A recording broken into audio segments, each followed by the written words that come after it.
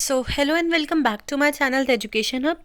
तो आज फ्राइडे है, आज हम करेंगे क्लास 8 की एसएसटी। तो एसएसटी में हम करेंगे ज्योग्राफी का चैप्टर नंबर 6 जो कि है ह्यूमन रिसोर्सेज।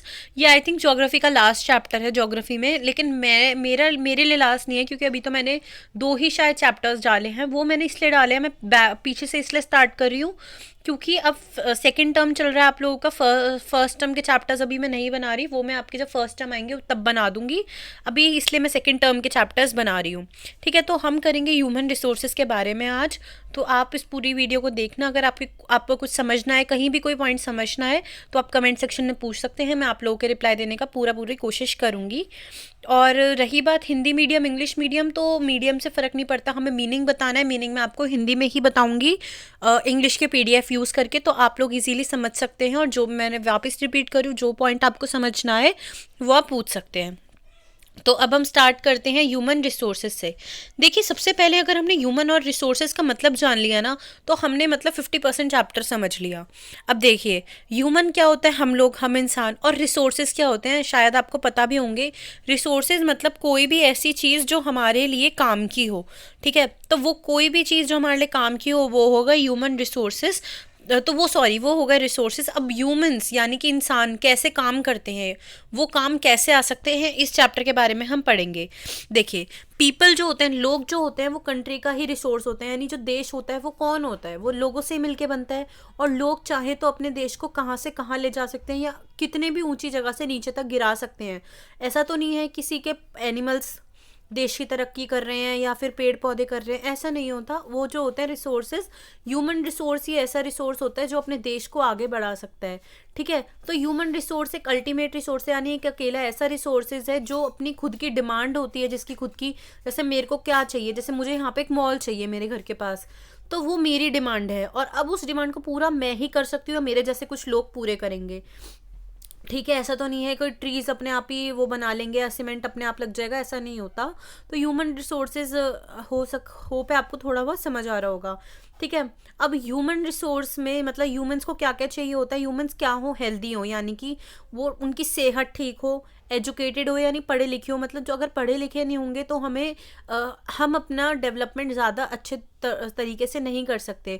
और हमें मोटिवेट रहने की ज़रूरत है। हमने डिग्रीज तो ले ली, हमने 12th कर ली, हमने ग्रेजुएशन कर ली, मास्टर्स कर ली, ये सब कर लिया, लेकिन हम काम नहीं करना चाहते, हम अपनी देश की तरक्की नहीं करना चाहते, हमें बैठा बिठाया मिलना चाहिए। नहीं, हम में कोई वो ही नहीं है, कोई हमें मोटिवेट ही नहीं कर रहा, कोई हमें कह ही नहीं रहा काम करने के लिए, तो हम ह्यूमन रिसोर्स नहीं हुए। हम पढ़े लिखे हैं लेकिन, और हम में काम करने की हिम्मत भी है, लेकिन हम हेल्दी नहीं है, हम बीमार रहते हैं, तो हम नहीं होंगे कैपेबल, तो हम ह्यूमन रिसोर्स प्रॉपर नहीं कहलाएंगे। ठीक है, अब देखिए, ह्यूमन रिसोर्स जो होता है वो ऐसा तो नहीं है कि जैसे हमारे देश में अगर 1,000 लोग हैं तो दूसरे देश में भी 1,000 ही होंगे, या दिल्ली में 1,000 लोग हैं तो दूसरे देश में भी 1,000 ही होंगे। मतलब इस मेरे कहने का ये मतलब है कि ये अलग अलग जगहों पे अलग अलग तरीके से डिस्ट्रीब्यूटेड होते हैं, अलग अलग संख्या में लोग होते हैं, अलग अलग पॉपुलेशन होती है, अलग अलग लोगों का।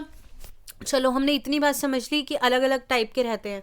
अब दूसरी बात क्या, अगर यहाँ पे सारे लोग एजुकेटेड हैं, नहीं, हम देखते होंगे हम एक कॉलोनी में रहते हैं, कॉलोनी में रहते हुए भी लोगों में कितने टाइप के डिफरेंस आ रहे हैं। कुछ एजुकेटेड होंगे, कुछ नहीं होंगे, कुछ बहुत ज़्यादा एजुकेटेड होंगे, कुछ बाहर स्टडीज़ करके आए होंगे। तो सबके लेवल अलग होते हैं, सबकी एज अलग होती है, सबका जेंडर अलग होता है, कोई मेल है, कोई फीमेल है, कोई ट्रांस है। ठीक है, तो सबका जेंडर अलग होता है, और उनमें उनकी खूबियाँ भी अलग होती हैं। सब में अपनी अपनी एक स्पेशलिटी होती है, सब में अपनी अपनी खूबी होती है। अब देखिए, लोग कैसे डिस्ट्रीब्यूटेड हैं, पॉपुलेशन कैसे डिस्ट्रीब्यूटेड है। देखिए, मैंने आपको तो नहीं, मतलब मैंने 7th क्लास में या चैप्टर बनाया था वीडियो, उसमें मैंने आपको बताया था 7 कॉन्टिनेंट्स के बारे में। तो देखिए, एशिया में सबसे ज़्यादा पॉपुलेशन है। ये येलो दिख रहे हैं ना, ये येलो जो है, मैं आपको दिखा देती हूँ। ये येलो कलर से हमें क्या दिखा रहे हैं, ये येलो कलर से हमें दिखा रहे हैं एशिया की पॉपुलेशन, ये जो ऊपर है पीछे।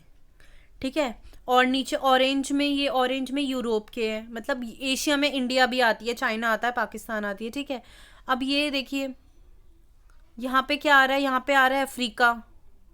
अफ्रीका भी एक कॉन्टिनेंट है। यहाँ पे साउथ अमेरिका, फिर नॉर्थ अमेरिका, ये सब दिखा रहे हैं। तो इससे हमें पता चलता है कि कौन सी जगह पे कितने लोग रहते हैं।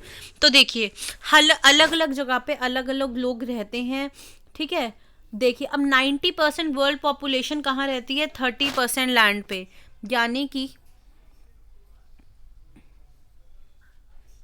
ये हमारा अर्थ है, ठीक है। और हमारी 90% जो पॉपुलेशन होगी ना, वो 30% लैंड पे रह रही है। 90% पॉपुलेशन 30% लैंड पे रह रही है, ठीक है। अब कुछ एरिया होते हैं क्राउडेड मतलब भीड़ भीड़ भड़ाका होता है वहाँ पे। जैसे कि एशिया में आपको दिख रही होगी कितनी ज़्यादा पॉपुलेशन है, और ऑस्ट्रेलिया में सबसे कम पॉपुलेशन है। ऑस्ट्रेलिया में क्या है, मतलब एक पर्सन दिखा रखा है, इसका ये मतलब नहीं है कि एक ही लोग रहते हैं, नहीं। यहाँ पे मतलब आप मान लो बहुत ज़्यादा कम पॉपुलेशन है, बहुत कम लोग रहते हैं। तो अलग अलग जगह पे अलग अलग लोग डिस्ट्रीब्यूटेड है। ये देखिए चाइना में कितनी पॉपुलेशन है, फिर सेकंड नंबर पे इंडिया में देखिए ये 1200 मिलियंस में पॉपुलेशन है, उससे भी ज़्यादा 1300 मिलियन से ज़्यादा पॉपुलेशन है, और इंडिया की है 1200 मिलियंस पॉपुलेशन है। तो ये एक डाटा है, ये मतलब एग्जैक्ट डाटा नहीं होता, ये एस्टिमेटेड डाटा होता है, ठीक है। अब density of population, density of population क्या होती है, यानी एक एरिया में कितने लोग रह रहे हैं उसको बोलते हैं डेंसिटी ऑफ पॉपुलेशन, ठीक है। तो सबसे ज़्यादा लोग कहाँ रहते हैं, साउथ सेंट्रल एशिया। अब देखिए इस मैप में, आपको मैप नहीं था यहाँ पे, जैसे कि मैं आपको एक बार मैप दिखा देती हूँ। देखिए ये जैसे कि एशिया का आपको दिख रहा होगा, एशिया, एशिया में इंडिया भी आती है, ठीक है। एशिया में यहाँ पे ये रही इंडिया। तो साउथ सेंट्रल एशिया यानी कि यहाँ से नीचे नीचे की जितनी कंट्रीज होगी, ये सबसे ज़्यादा पॉपुलेटेड एरिया माना जाता है। वैसे तो सबसे ज़्यादा एशिया पॉपुलेटेड, लेकिन एशिया में भी कौन सा हिस्सा सबसे ज़्यादा पॉपुलेटेड माना जाता है, साउथ सेंट्रल एशिया। अब देखिए आप इतनी बात समझिए, मैंने आपको बोला कि अलग अलग टाइप के लोग अलग अलग जगहों पे रहते हैं, लेकिन क्यों सब अलग अलग जगहों पे क्यों रहते हैं, हम इस जगह पे रह रहे हैं, हम यहाँ क्यों नहीं रह रहे, हम समुद्र किनारे क्यों नहीं रह रहे, ठीक है, या फिर हम पहाड़ों में क्यों नहीं रह रहे, हम फ्लैट लैंड्स पे क्यों रह रहे हैं। तो इन सब चीज़ों का असर मतलब रीज़न होता है। जैसे सबसे पहली बात है जोग्राफिकल फैक्टर्स, यानी सबसे पहले हम पढ़ेंगे जोग्राफिकल फैक्टर। उसमें सबसे पहला है टोपोग्राफी, यानी कि जैसे कुछ लोग नदी किनारे रहना पसंद करते हैं, क्योंकि उन्हें फसल वसल उगानी होती है, उन्हें अपने फसलों के लिए पानी मिल जाता है। कुछ लोग क्या होता है पहाड़ों में रहना पसंद करते हैं, उन्हें फार्मिंग वगैरह ये सब चीज़ें करनी है, तो इसलिए वो ये चीज़ देख के वहाँ पे रहते हैं। कुछ लोग हैं, जैसे आपको अगर मैं बोलूँ एक सूखी जगह रहना है जहाँ ना पानी है और पूरे टाइम सूखा पड़ा रहता है, आप वहाँ रहना नहीं पसंद करेंगे। तो या फिर मैं अगर आपको बोल दूँ जहाँ पोलर बियर रहते हैं, पोल्स के पास अंटार्कटिका वगैरह में, वहाँ आप रह लो, तो क्यों नहीं रहोगे, क्योंकि वहाँ का क्लाइमेट जो है वो सूटेबल नहीं है। तीसरा, लोग सॉइल की वजह से रहते हैं, जैसे कि गंगा ब्रह्मपुत्र बेसिन, मैंने आप 7th में भी आप लोगों ने पढ़ा होगा। गंगा ब्रह्मपुत्र बेसिन जो होता है वो सबसे ज़्यादा फर्टाइल एरिया है, यानी कि या फिर कोई भी ले लो, मतलब अगर हम किसी भी नदी किनारे रहेंगे तो वहाँ पे उसका पास का एरिया सबसे ज़्यादा फर्टाइल होगा, वहाँ की सॉइल मिट्टी बहुत ज़्यादा उपजाऊ होगी, तो वहाँ पे लोग फसल उगा सकते हैं, इसलिए वहाँ रहते हैं लोग। फिर लोग एक ऐसी जगह रहना पसंद करते हैं जहाँ पानी मिले, से वाटर एरियाज के पास रहते हैं, जहाँ पे मिनरल्स मिले, जैसे कि साउथ अफ्रीका, जैसे हम बोलते हैं जैसे हम बोलते हैं दुबई में सोना मिलता है, तो वहाँ पे सोना निकलता है, ऑयल निकलता है। वैसे बोलते हैं ना पानी के भाव बिकता है, तो वो वहाँ पे मिलता है, इसलिए लोग वहाँ जाके रहना पसंद करते हैं। अब देखिए दूसरी चीज़ सोशल, अगर आप एक ऐसी जगह रह रहे हैं, बहुत अच्छी जगह है, वहाँ पे खाने के लिए आपके पास सब कुछ है, पानी भी है, आप क्रॉप्स भी उगा सकते हैं, लेकिन वहाँ पे लोग बुरे हैं, हर दूसरे दिन लड़ाई होती है। फॉर एग्जांपल कोई अपने ऊपर मत लेना, जैसे जम्मू कश्मीर, वहाँ गोली चल जाती है, नेगेटिव वे में मैं नहीं बोल रही हूँ, लेकिन वहाँ पे लोग रहने से क्यों डरते हैं, ठीक है। या फिर हमने एक ऐसी जगह रह ली जहाँ पे लोग एजुकेशन नहीं है, वहाँ पे स्कूल्स नहीं है, लोग अच्छे हैं लेकिन स्कूल नहीं है, तो आप वहाँ पे रहना पसंद नहीं करेंगे, ठीक है। फिर आता है कल्चर, यानी कि एक ऐसा कल्चर, जैसे कि कुछ लोगों को कहीं का कल्चर पसंद है, कुछ लोगों को कहाँ का कल्चर पसंद है, तो वो उस हिसाब से रहते हैं, ठीक है। अब है इकोनॉमिक्स, यानी कि वहाँ पे उनको काम मिले, जैसे अब गाँव में से लोग शहर क्यों आते हैं, गाँव में से लोग शहर इसलिए आते हैं क्योंकि उन्हें काम की तलाश होती है। तो इकोनॉमिक यानी कि पैसा, जहाँ पे भी इकोनॉमिक वर्ड आ जाए वहाँ पैसा मान लेना, तो इस वजह से लोग एक जगह से दूसरी जगह जाते हैं। अब देखिए पॉपुलेशन चेंज क्या होता है, यानी कि टाइम से टाइम, अब ऐसा तो नहीं है हमारे वर्ल्ड की जितनी पॉपुलेशन पहले थी उतनी ही अब है, ठीक है। तो लोग बढ़ते जा रहे हैं, धीरे धीरे टेक्नोलॉजी भी बढ़ती जा रही है, लोग भी बढ़ते जा रहे हैं, ठीक है। अब देखिए क्या होता था पहले के टाइम में 1800 में क्या होता था, पॉपुलेशन जो थी वो धीरे धीरे धीरे बढ़ रही थी, ठीक है। बच्चे पैदा होते थे और वो जल्दी भी मर जाते थे, क्यों? क्योंकि उनको प्रॉपरली इलाज नहीं मिल पाता था, खाना प्रॉपर नहीं मिल पाता था, ठीक है। लेकिन उस टाइम पे क्या होता था, लोग, पॉपुलेशन इतनी नहीं थी। फिर 1804 आया, पॉपुलेशन 1 बिलियन तक पहुंची, धीरे धीरे धीरे बढ़ती गई। 1959 में पॉपुलेशन 100 बिलियन से लेके 3 बिलियन तक, सॉरी 1 बिलियन से लेके 3 बिलियन तक हो गई। तब हुआ था पॉपुलेशन एक्सप्लोजन। पॉपुलेशन एक्सप्लोजन मतलब कुछ ही टाइम पीरियड में एकदम से पॉपुलेशन का बढ़ जाना, ठीक है। तो वहाँ की 1999 में 40 साल बाद एकदम 6 बिलियन हो गई, यानी कि बिल्कुल डबल हो गई। अब इसका क्या हुआ, मेडिसिन आने लग गई, लोग ज़्यादा लंबे तरह से जी पाए, खाना अच्छा मिलने लग गया, और क्या हुआ, दी पॉपुलेशन इस तरीके से बढ़ने लग गई, ठीक है। अब बर्थ रेट क्या होता है, डेथ रेट क्या होता है, इतना समझते हैं। कितने लोग जिए अपॉन 1000 पीपल, जैसे कि 1000 में से कितने लोग जिए, जैसे 20 मैंने लिख दिया, ये डेथ रेट है। चलो 90 लोग जिए 100 में से, तो ये हो गया हमारा बर्थ रेट, BR मतलब बर्थ रेट। और 20 लोग मरे 100 में से, ये हो गया हमारा डेथ रेट, ठीक है। तो ये बर्थ रेट डेथ रेट निकाला जाता है किस टाइम कितने लोग मरे, ठीक है। अब इस वजह से भी पॉपुलेशन में चेंज आता है। देखो यहाँ पे 500 BC में 100 मिलियन थे, 0 BC में 0 में 170 मिलियन हो गए, और फिर 2025 तक देखिए कितने का उम्मीद है, देखो कितना ऊंचा तक पहुंचा है, 8525 मिलियन तक लोग पहुंच सकते हैं। तो ये एस्टिमेटेड है। अब देखो 3 चीज़ अब हम समझेंगे।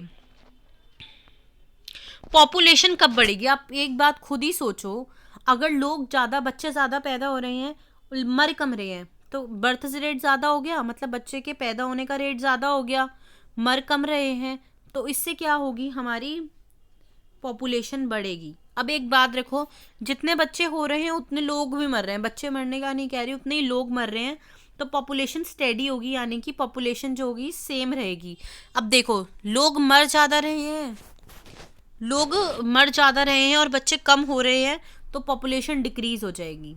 देखो यहाँ पे 2 मर रहे हैं, लेकिन दो पैदा हो रहे हैं, और मर कितने रहे हैं, 5, तो ये हो जाएगी हमारी पॉपुलेशन डिक्रीज। तो ये सब फैक्टर हैं, ये आप अगर बनाएंगे तो आपको मार्क्स मिल जाएंगे, और उसके साथ आप एक्सप्लेन कर सकते हैं। माइग्रेशन देखिए क्या होता है, माइग्रेशन होता है एक जगह से दूसरी जगह पे जाना। हो सकता है हम एक स्टेट से दूसरी स्टेट भी जाएं, हो सकता है हम एक ही स्टेट में भी रहें, जैसे दिल्ली में भी कई सारी जगह हैं, आप एक जगह से दूसरी जगह चले जाओ। फिर या तो ऐसा हो सकता है दिल्ली से आप यूपी चले जाओ, या दिल्ली से आप बिहार चले जाओ, कहीं भी जा सकते हो सकता है आप दिल्ली से अमेरिका चले जाओ, तो वो सब कुछ माइग्रेशन ही कहलाएगा। एमिग्रेशन क्या होता है और इमिग्रेंट्स क्या होता है। Emigrants are the people who leave a country, immigrants are those who arrive in a country. देखिए जैसे कि मैंने ये बच्चा बनाया ब्लू कलर में, ये पढ़ लिया, यहाँ पे इंडिया में इसने पढ़ाई करी, अभी क्या हुआ, ये चला गया अमेरिका, ये अमेरिका चला गया, तो ये एमिग्रेंट हुआ, यानी कि हमारा देश छोड़ के चला गया, ठीक है। अब दूसरी बात आई, दूसरी बात में क्या हुआ, एक ये अमेरिका है, अमेरिका में एक बच्चा आया, तो अमेरिका के लिए हो गया इमिग्रेंट, यानी कि अमेरिका में मैं अमेरिका हूँ, वहाँ पे एक मेरे पास एक बच्चा आया, तो वो हो गया इमिग्रेंट्स, ठीक है। अब सबसे ज़्यादा इमिग्रेंट्स, यानी सबसे ज़्यादा लोग कहाँ जाते हैं, अमेरिका ऑस्ट्रेलिया, यहाँ पे सबसे ज़्यादा जाते हैं। और सबसे ज़्यादा लोग कहाँ से जाते हैं, कौन सी कंट्री में से बाहर निकलते हैं लोग, वो है सूडान, ठीक है। तो ये भी कई सारे फैक्टर्स जो हमने ऊपर पढ़े थे, यहाँ पे एम्प्लॉयमेंट वगैरह, स्टडी वगैरह, इन सब की वजह से होता है। अब देखिए पॉपुलेशन चेंज कैसे होता है, टोटल पॉपुलेशन जो है वो बढ़ रही है, लेकिन हर जगह नहीं बढ़ रही। कुछ कंट्री जैसे कि केनिया में सबसे ज़्यादा पॉपुलेशन बढ़ रही है, वहाँ पे लोग मर भी ज़्यादा रहे हैं, वहाँ पे डेथ भी ज़्यादा हो रही है और बच्चे भी ज़्यादा हो रहे हैं। लेकिन अब उनकी जैसे हेल्थ केयर वगैरह इम्प्रूव होती जा रही है, तो डेथ रेट तो जो है वो कम हो रहे हैं, लेकिन जितने बच्चे हो रहे हैं वो तो अभी तक भी सेम है। अब आई बात दूसरी कंट्री की, यूनाइटेड किंगडम की पॉपुलेशन जो है वो धीरे धीरे बढ़ रही है, लोग भी कम मरते हैं और बच्चे भी उनके पास कम होते हैं, सिंगल चाइल्ड भी होते हैं, और कुछ जगहों पे 5 6 बच्चे तो नॉर्मल होते हैं उनके लिए। अब देखिए पॉपुलेशन कॉम्पोजिशन, मतलब कुछ कंट्रीज़ होती हैं बहुत बहुत ज़्यादा पॉपुलेटेड होती हैं, और कुछ कंट्रीज़ में बहुत कम पॉपुलेशन है। क्यों? जैसे बांग्लादेश और जापान है, दोनों में बहुत ज़्यादा लोग हैं, लेकिन जो जापान है वहाँ पे लोग ज़्यादा अच्छे से काम कर पाते हैं, ठीक है, वहाँ पे लोग ज़्यादा एजुकेटेड हैं, वहाँ पे हेल्थ कंडीशन ज़्यादा अच्छी है, वहाँ पे उन लोगों को रहने के लिए फैसिलिटीज़ बहुत अच्छे से मिल सकती है, ठीक है। The composition of population help us to know how many are fails. अब इसमें हमें ये भी देखना है कि कौन सी जगह फीमेल्स ज़्यादा हैं, कौन सी जगह मेल्स ज़्यादा हैं, ये हमें पता चलेगा एज सेक्स पिरामिड से। अब देखिए, ये है एज सेक्स हमारा पिरामिड। इसमें इधर ब्लू में इधर है मेल, इधर है फीमेल, इस साइड है एज। तो यानी कि देखिए 85 ईयर्स के मेल कितने होते हैं और इधर फीमेल्स कितनी होती हैं। 0 से 4 में बॉयज़ कितने होते हैं और फीमेल्स कितनी होती है, इसको हम ऐसे देखते हैं, ठीक है। एज सेक्स पिरामिड बहुत इजी होता है देखना और बहुत आसानी से आप इसको समझ सकते हैं अगर आप इसको ध्यान से ऑब्जर्व करें। देखिए अब इसकी कितनी देखिए अलग अलग जगह की अलग अलग इसमें पिक्चर्स दी हुई हैं, जैसे कि देखें सबसे पहले हम देखते हैं पॉपुलेशन ऑफ कीनिया। कीनिया का एक पिरामिड देखिए कैसी शेप का है, ठीक है।